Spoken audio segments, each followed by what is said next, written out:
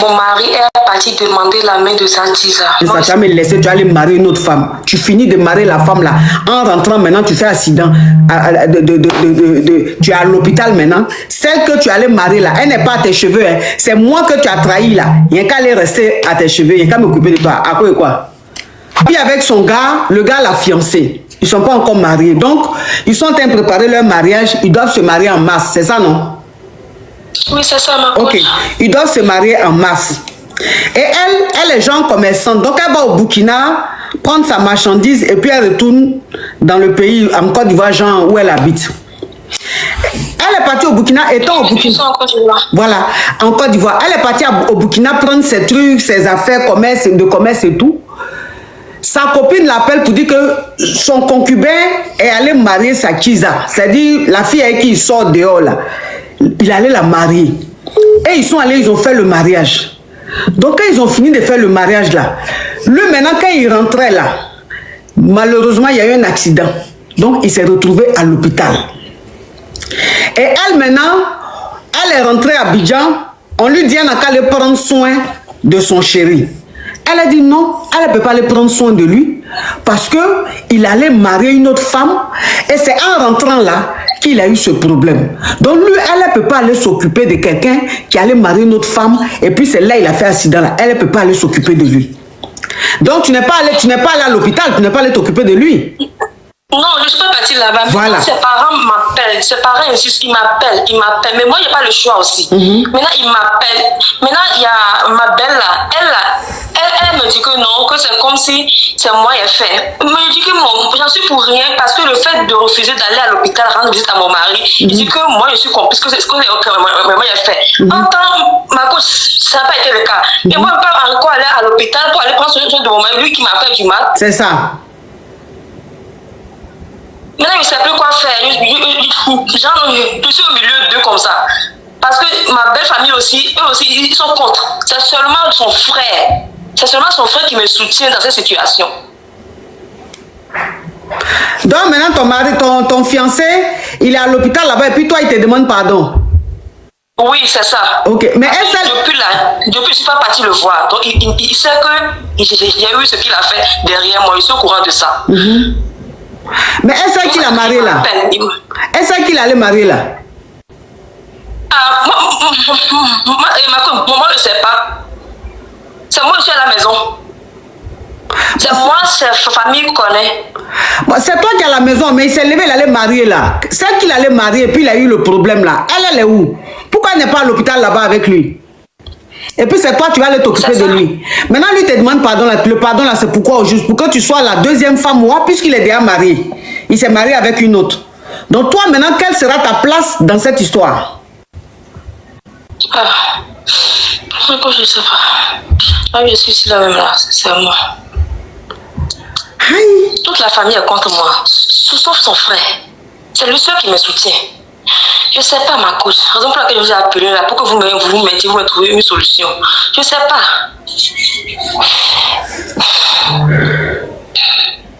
C'est pas karma que le monsieur là a subi là, a subi. C'est pas le karma il a subi. Tu peux vivre avec une femme. Elle ne te veut pas de mal. Elle te veut pas du mal. Elle a un bon cœur avec toi. Elle se déplace, elle voyage pour aller prendre sa marchandise. Toi, tu te lèves, tu t'en maries une autre femme. Et tu finis le mariage, là, tu fais accident sur la route. C'est pas karma, c'est ça qu'on appelle karma. C'est ça qu'on appelle karma. Dieu l'a puni. Pour dire, on ne fait pas ça. On ne fait pas ça. Ce qu'il a fait là, ça ne se fait pas. Tu vas pas laisser femme avec toi, celle qui te supporte, qui supporte ta galère, qui supporte tous tes problèmes. Tu la laisses pour aller marier une autre. Quand tu veux rester à lui? Non, je me sens plus dans la relation. Sincèrement, parce que je ne sais pas. Parce que je me pose la question, maintenant, est-ce que celle-là n'est pas enceinte par hasard? Je ne sais pas. Et si je me retourne avec lui, à la longue, ça serait quoi? Ça sera quoi? C'est-à-dire tu vas te retrouver de la place de titulaire à la place de Kiza. Parce que c'est elle qui l'a marié. Donc, ça veut dire que c'est elle maintenant qui est devenue la légale. Toi, il t'a pas marié là. Donc, ça veut dire que toi, tu n'es plus la légale. Donc, toi, tu deviens maintenant la Kiza, alors que c'est toi qui étais la titulaire. Franchement, foutaise. exactement, c'est ça. Ça, on appelle ça foutaise. Ça, on appelle ça foutaise. Moi, si c'est moi, là, il ne retourne pas avec lui. Hein. Si c'est moi, il gagne temps. Si c'est moi, il gagne temps. Ça veut dire qu'il n'est pas sincère. Il n'est pas bon. C'est quelqu'un, il est avec toi. Et puis, il a un cœur. Il a des intentions. Il a des mauvaises intentions. Il est avec toi, il a de mauvaises intentions. Quelqu'un comme ça, là. Il peut monter un coup avec quelqu'un d'autre pour te faire quelque chose.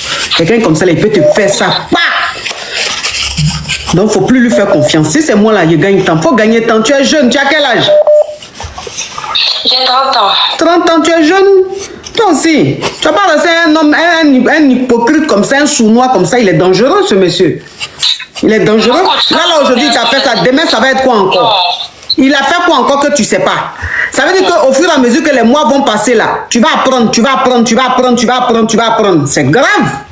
C'est grave, c'est Dieu même qui t'a sauvé. Et puis où tu es là, Dieu t'aime beaucoup. Hein. Parce que dans la vie, là, quand tu fais du bien à quelqu'un, que la personne veut te rendre le mal en retour, la personne paye toujours. Ça là, j'ai confiance en ça. Si tu n'as pas fait du mal à quelqu'un, que la personne veut te faire du mal, Dieu te venge. Ça là, il n'y a rien à faire. J'ai toujours vécu cette expérience et j'ai toujours vécu ça, je vois. Donc tous ceux que moi j'ai pris à mon cœur, que j'ai accepté avec mon cœur, qui veulent moi me faire du mal, Dieu va les chicoter comme ça. Bah, ça là, ça ne connaît pas. Donc, de la manière, ce qui lui est arrivé là, c'est Dieu qui l'a frappé. Et ce n'est pas encore fini. Dieu va encore bien le frapper. Dieu va encore bien le frapper. Il ne faut plus reprendre avec lui. Il ne faut même plus, là, il va prendre même son bangala pour dire qu'il va mettre sur toi. Jamais. C'est bon. D'accord, au suivant. Ça, c'est le dernier cri de trahison. Non, on ne peut pas pardonner ça. Pourquoi en pardonner ça? Tu vas me laisser, tu vas aller marier une autre femme. Tu finis de marier la femme là. En rentrant maintenant, tu fais accident. Tu es à l'hôpital maintenant. Celle que tu allais marier là, elle n'est pas à tes cheveux. Hein. C'est moi que tu as trahi là. Il n'y a qu'à aller rester à tes cheveux. Il n'y a qu'à m'occuper de toi. À quoi? Donc moi, je suis né là. Je suis né pour souffrir quoi. Je suis né là. Il n'y a pas de dignité. Il n'y a qu'à souffrir. On va me foutre sur moi. Puis, moi, je suis là pour la souffrance. Mais quand c'est pour le bonheur, là, c'est une autre qui en profite. Oh, oh. Les gens, ils s'amusent à la vie. Hein. Ici, en France, là, aussi, qui a traumatisé tout le monde.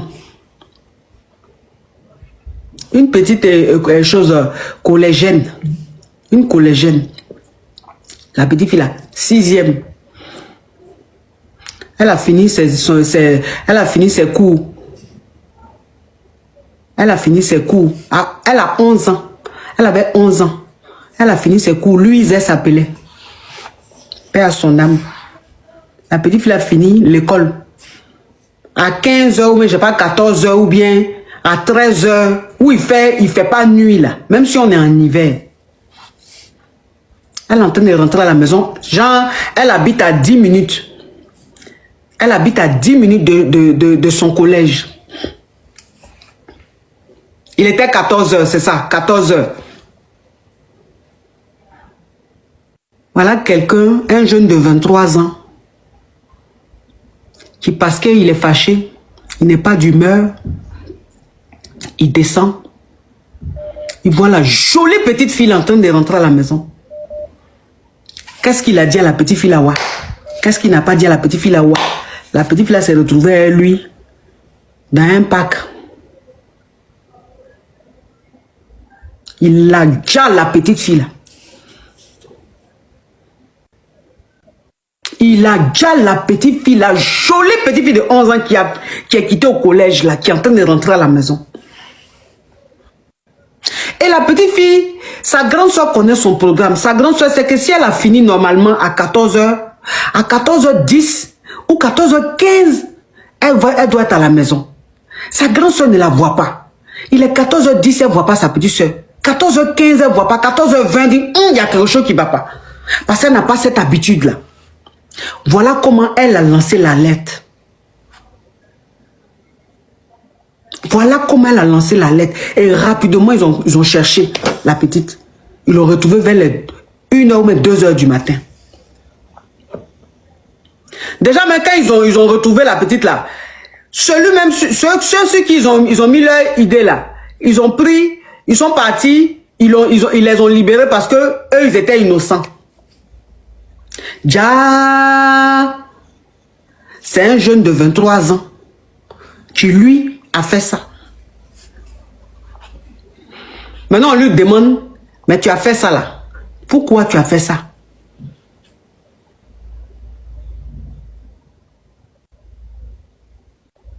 Pourquoi tu as fait ça?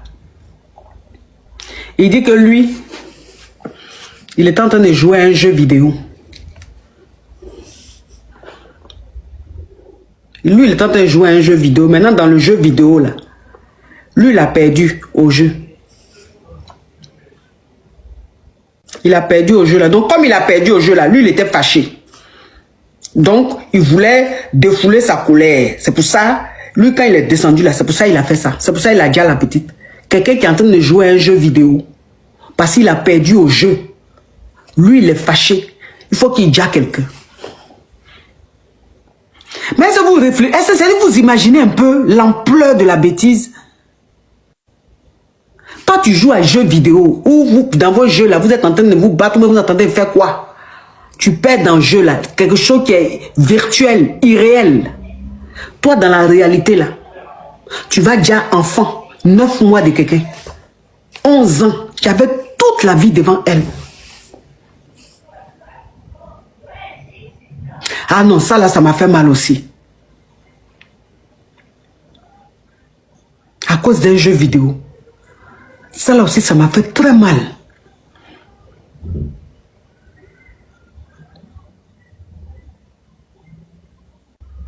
Ça là, ça m'a fait très mal. J'ai dit, hé? Parce que normalement, quelqu'un qui est au collège, il peut aller seul à l'école. Normalement, si tu es au collège, tu peux aller seul à l'école. Si ton école a 10 minutes et à 5 minutes, tu peux partir, tu es grand. Donc, ça veut dire que maintenant, la même là, même au collège, on doit accompagner nos enfants. Même au collège, on doit accompagner nos enfants. Parce que, franchement, ce qui est en train de se passer là, tu ne peux pas laisser ton enfant aller à l'école seul. Donc, même si tu n'as pas le temps, il faut trouver quelqu'un qui va aller déposer ton enfant au collège. Tu trouves quelqu'un qui va aller chercher ton enfant au collège. Il ne faut pas laisser ton enfant aller seul à l'école. Il ne faut pas laisser ton enfant rentrer seul de l'école. Aujourd'hui, là, avec les jeux vidéo, là, il y a des folies en train de prendre les malades. Quelqu'un même qui est mal éduqué, qui est dérangé dans sa tête, là, on va trouver prétexte, on va trouver alibi dans son manque d'éducation. Quand on rate l'éducation d'un enfant, là, c'est comme ça qu'il se comporte. Quand on rate l'éducation d'un enfant, là, c'est comme ça qu'il se comporte. Quand on refuse rien à un enfant, là, c'est comme ça il finit. Quand on refuse rien à un enfant, là, parce que soi-disant, on aime trop son enfant, là, c'est comme ça il finit.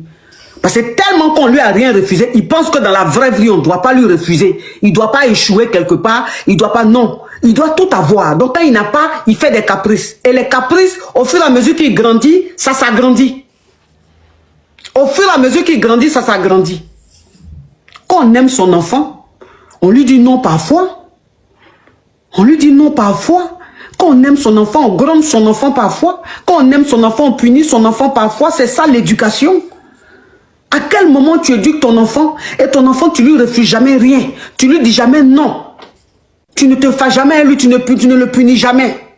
Mais un enfant comme ça, quand il grandit, c'est comme ça, il va aller dire les gens dehors.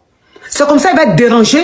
Si c'est une fille là, c'est comme ça, elle devient une dépendante affective. Si c'est une fille là, c'est comme ça, elle devient dépendante affective. Elle devient dérangée. Elle est dérangée parce qu'on ne lui a jamais rien refusé dans sa vie. Ses parents ne lui ont jamais rien refusé. Donc elle, quand elle est dans une relation, si on ne l'aime pas, la personne doit rester avec elle. Si on ne veut pas d'elle, la personne doit rester avec elle parce qu'elle est dérangée. En fait, elle est déréglée. On appelle ça le manque d'éducation. Donc ça, c'est une maladie. Donc elle devient dépendante affective. Donc ça veut dire que même si on ne veut pas d'elle, elle veut de la personne. Donc obliger la personne doit être avec elle. Donc elle est dérangée. Et ça peut mal se terminer. Ça peut mal finir. Et donc si elle va quelque part, quand on lui dit la vérité, tu deviens son ennemi. Si tu lui dis que c'est impossible, tu deviens son ennemi parce qu'elle est dérangée dans la tête. On lui a jamais rien refusé. Donc, un manque d'éducation qui a créé un dérangement du système. Donc, elle est carrément déconnectée de la réalité. Elle est déconnectée de la réalité. Donc, tout ce qu'elle veut là, si on ne peut pas lui donner, ou bien la personne qui est contre ça, la personne devient son ennemi.